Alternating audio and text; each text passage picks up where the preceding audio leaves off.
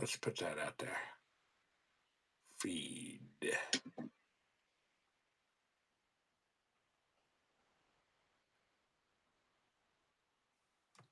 All right. Yeah, there we All right. go. We're Yeah, we're live. live. Yeah, we are live. We're Yes, live sir. and on it. I love it. My bio keeps like showing up here. That's Oh, I don't see kind of it. That's fine. So you've kind of got the strange. Mortal Kombat cabinet behind you. That's really Yeah, cool. yeah, yeah. I thought you would like that. Gift I for my son. But it has like 50 games in it. oh Defender, Galaga. It's got everything. yeah, I love that. Okay, yeah, Yeah, very very cool. no Pac-Man. Yeah, he loves Very cool. Mortal Kombat, which Yeah, is very very masculine of him. yeah, it really is. I've got some games over here that you can't see. This is actually kind of a game room that also is a study with books and games, which I think is just par for the course of putting in leisure and learning. You got kind of titrating the two. So hello Nice. Peter, hello Alan. It's good to know you're here. So yeah, that's very interesting. Mortal Kombat used to be such a boogeyman and feared, and then it was kind of like now the graphics seem almost quaint. I mean, it's not. It's so unrepresentative when it comes to 3D stuff. It's like cartoonish. But Yeah, yeah. back in my day when I was a kid, it was considered very, very violent. And I think it still is kind of, but Oh yeah, yeah. It interesting. kind of is. It's detailed enough that Yeah. it's pretty enjoyable. And there are a bunch of old guys in the background, like clapping when you win and things like this. Yeah. Well, it's um, the fighting and winning instinct, I guess you could say, isn't it? yeah, basically. So, Yeah. so welcome, guys. Yeah, Jeremy and I just decided to get on here, and we had a bunch of random things on our minds, and we just thought we would Yes. see what shakes out from that. We've been thinking a lot lately about the concept of personal boundaries, and I just turned something into psychology today about the detailed anatomy of personal boundaries, and how to look at the mechanics of them and see it in a more sophisticated way. And I applied it to narcissistic abuse. Love it. Jeremy's been talking to me a little bit about he's been working with, I guess, young male clients and Yeah. running into some kind of cultural things and mood Absolutely. issues, sociological ties to their Yeah. mood issues, right? Which Yeah, is I would say that. kind of a topic of the decade, really, um, in our fields. And Jeremy, you had mentioned you wanted to talk a bit about BAT and Yeah, I did. ACT, accept and commit therapy. I like Yeah. that. I was Yes.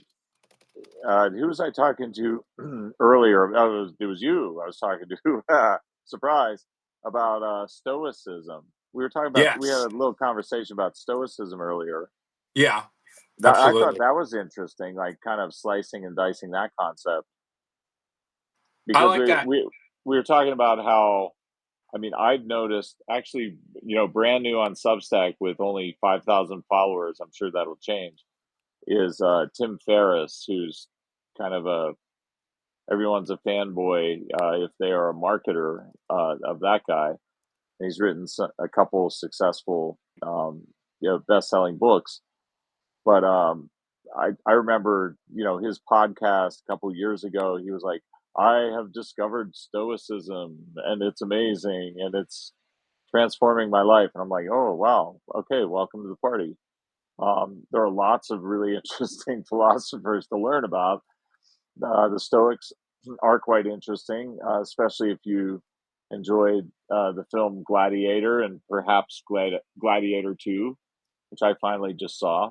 Um, I saw that and one. Yeah. I saw the first 5 minutes and I was like, "Oh, this looks so boring. This is gonna be terrible." I stopped watching for like a month and then went back to it and I was like, "Well, Denzel Washington's in it. It's got to be. It's got. I just want to see him." Yeah, And I it turns out it follow. was, pretty good plot and characterization and father son dynamic going on there. Legacy, the Yes. concept of legacy. So Yes. I think of that. Yeah, I think of Gladiator because right, Marcus Aurelius was the emperor involved, and he's all through the plot line, Yep. and his legacy is through the plot line. Yep. So Yep. we're gonna make this a quick one tonight, but earlier Perfect. on, Jeremy and I were talking about Stoicism. Why would that have such appeal, especially to males? I've Sure. never I've never heard of a lot of females very interested in Stoicism specifically. Um, and I think I know why, and I think I know why it's kind of a hot topic of late. It's the same reason that superhero films have been the rage for a little while now, number of years. Same Yeah, thing. I think it's based on a masculine instinct, I agree. and I think the instinct is stoic. How would you define stoicism first off as a I would, philosophy? yeah. So I would define it as a philosophy that emerged in the Greek days, um, and then translated to, I think so. Zeno is widely credited, I believe, with the founding of Stoicism. Yeah, so Okay, that was in 300 BC in Athens. So he was actually merchant. So that, and then that carried on, and there were several different philosophers up to actually Seneca, Epictetus, and Marcus Aurelius, who were in the Roman era. Enough right, about that though. yeah. But The greats are Marcus Aurelius, Cicero, Seneca, yeah, yeah, Epictetus, and I love yes, Epictetus. In yes, fact, that's one of the most quoted philosophers quoted by Freud about describing uh, psychoanalysis and the psychotherapeutic process. Because uh, Freud said, well, it was all about character, right? If you've ever trained at psychoanalysis, essentially it's an analysis of your traumas and your yes, unconscious, but it's also for character building. yes, It's to see you advance in your basically in your wisdom, which yeah, brings us back to boundaries because boundaries, wisdom, and theory of mind, basically observing ego, are really the three pillars of growing character. And so Freud said, character is destiny. He was quoting Epictetus. And, yes. and there's another Epictetus quote, the other big one that I've said even more times to the public. It comes from, I first learned of it in the film Serendipity. And it was, if the one thing to ask a man um, after he has died is, did he have passion? And I thought that was an interesting one too. That's a line by Jeremy Piven in the film Serendipity. Ah, right. Which is Okay. about time, the passing of time, and what happens to us romantically over periods of time. So yeah, so Epictetus is a great as well. Probably the best quote of all time about psychotherapy and psychoanalysis would be character is destiny. Meaning if you grow wiser, not smarter, but wiser and more ethical, but also more experienced and worldly wise and shrewd and Yeah. more alert and attentive to yourself and to life and have good boundaries, life Yes. will go better. In general, Yeah. life will you will have the best life you can have if you Right. grow more mature, if you grow better character. What comes to mind about that is quite a number of years ago, I was reading about anxiety and research studies of it across generations. And I came across a study of what happens to the level of anxiety by the decades as we age. And it it reported that there is the lowest anxiety, at least at that time, in the oldest generations. And I thought it would Interesting. be high. I thought anxiety would grow because you're closer to death. And this is going to Yeah. bring us back to stoicism and probably existentialism as well. Yeah. I thought the closer you get to death, the more anxious you would be, but it turns out the less anxious Sure. generally on the bell curve you are. Yeah. And I thought that I was hear that. interesting. And I Yeah. wonder if it relates to this idea that character growth leads to a better life, better mood, more stable mood, less troublesome moods, including anxiety. As you Yeah. mature, things roll Sure. off your back, so to speak. So, yeah. So that's a Yeah. starting point there. Stoicism, I think of as also being confronting truth and confronting reality and accepting it, like radical acceptance kind of a thing.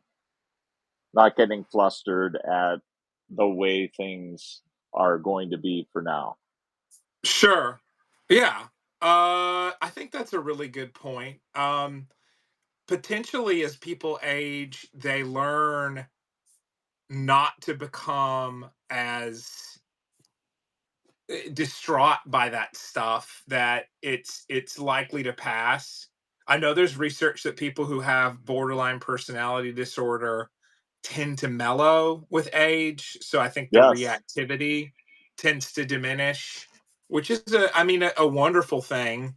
I think that a lot, I mean, you could think about it this way: a lot of people throughout the earlier years, kind of evolutionarily, there are a lot more plural rites of passage and initiations that you go through with your peers, elementary, middle, high school, college. That's within under a 20-year period. And then you could have someone from the age of 60 to 80, becoming a grandparent or what have you. But if you think about it, like, what are the stressors there comparatively in that span?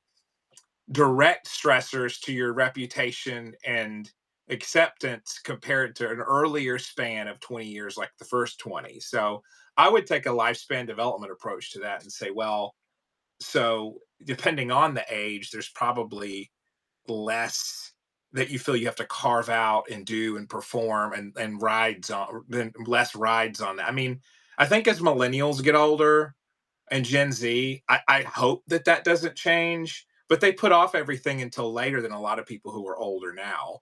So who knows what it'll look like with them redefining their identities in their 40s and 50s. You know what I mean? And actually having a Yeah. greater level of, well, I need to upgrade and I need to do this and that. I think with ego, or rather id, I think with id comes a lot of anxiety. The more you feel you need pleasure, and the more urgently, you'll probably act out of that. Not that everyone with anxiety is selfish, but I think the more you worry that you're not going to get something or that people are going to judge you, like a lot of times people aren't paying attention. They're not like, even when you're on stage, sure, they might notice if you hit the key on your recital incorrectly, but that passes and they wouldn't know the key that you were supposed to hit anyway. So I think the greater the focus on self, the less positive a prognosis to an extent when it comes to anxiety. Yeah, yeah, there must be a, I'm thinking of, asymptotes. I'm thinking of like Yes. converging converging curves, right?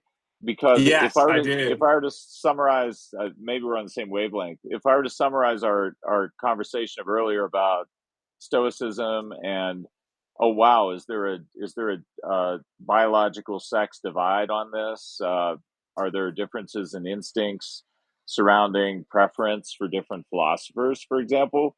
Yeah, We and you mentioned Simon Baron Cohen, the I cousin of did. Sasha Baron Cohen, who's the expert on autism. And Yep. I know him from his hyper masculine brain theory of autism. That why do Yes.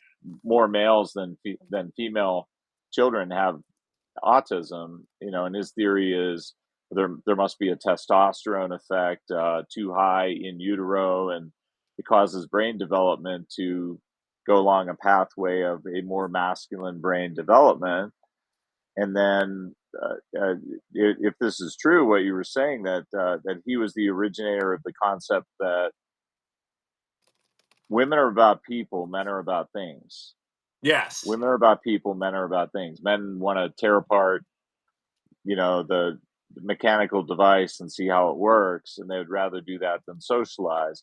And I know it's kind of an overly generalizing statement, but we're talking about the centers of bell curves, right? And if we don't have bell curves of behavior and the factors of psychology, then we really have nothing to study anyway. Yeah. If we don't have the averages of behavior. So if the average male throughout all time, all history, and worldwide throughout cultures has more of a predilection for mechanical things and Sure. visual, spatial orientation of looking at mechanical things. And if the evolutionary psychologists postulate that that has something to do with our ancient history, where males with their more muscular bodies did the hunting and the killing and the warring against enemy tribes, they had to have a well developed visual acuity, both ocularly and in the cortex and everything in between.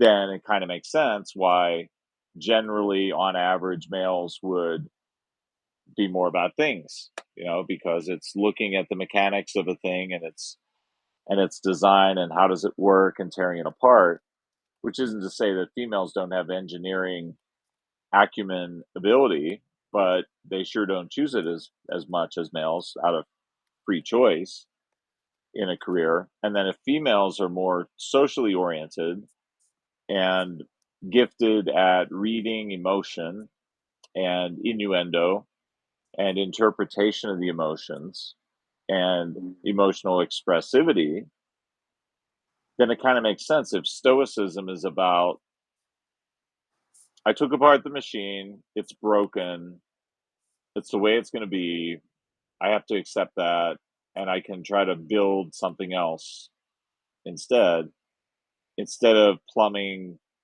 the emotional experience of something and getting swept into that.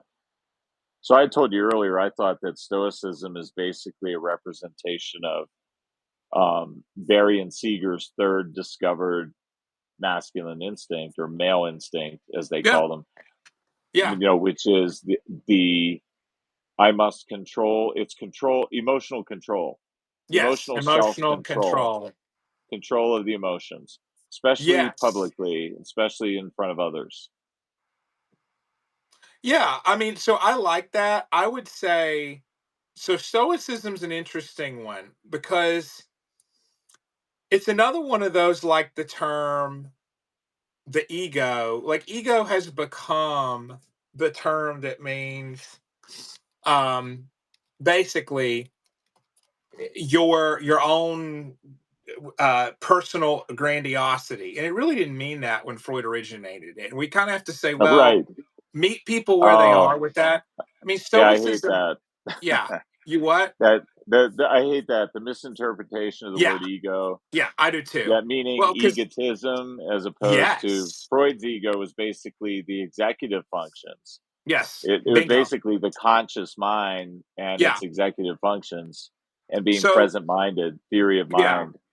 Yeah. Yes, present minded. So, well, mindfulness. So, which is the opposite of being absorbed in your own myopic self. So, I would say, Stoicism has four really big virtues attached to it: wisdom, justice, courage, and self control. Now, if you look at that, the self Mm, control element of control your emotions, that's one out of four. So if you look at courage, facing challenges, that's really where I think a lot of young men need to go, because they're offered processed intimacy in the form of adult content. They're offered processed war and challenge in the form of video games, cryptocurrency gambling, sports gambling, and betting. And so you have like processed food that tastes good but is not nutritious, and then you have basically processed forms of emotional dopamine, right?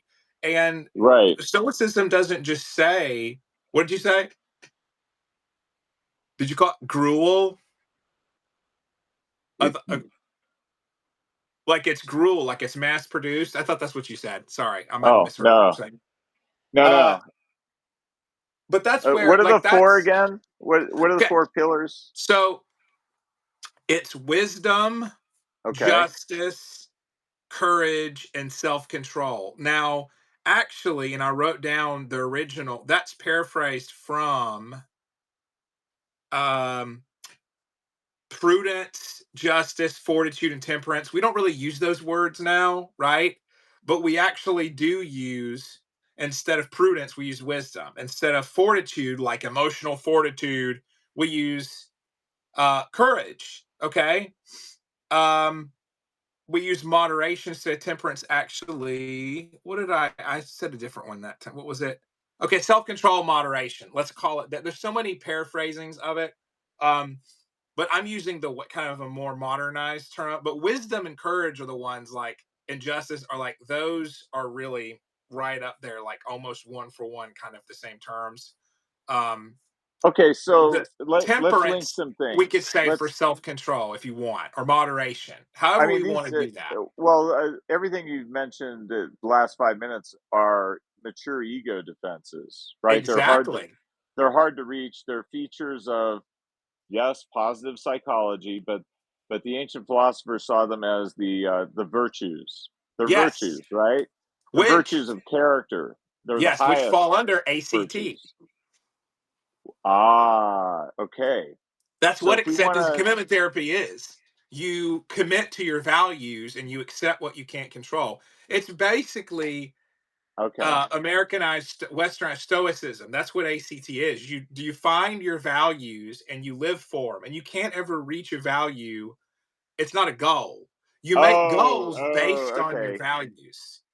Okay, then now I understand. I understand the title of the new book that Tim Ferriss is coming out with, co-written by Neil Strauss, Okay. which is uh,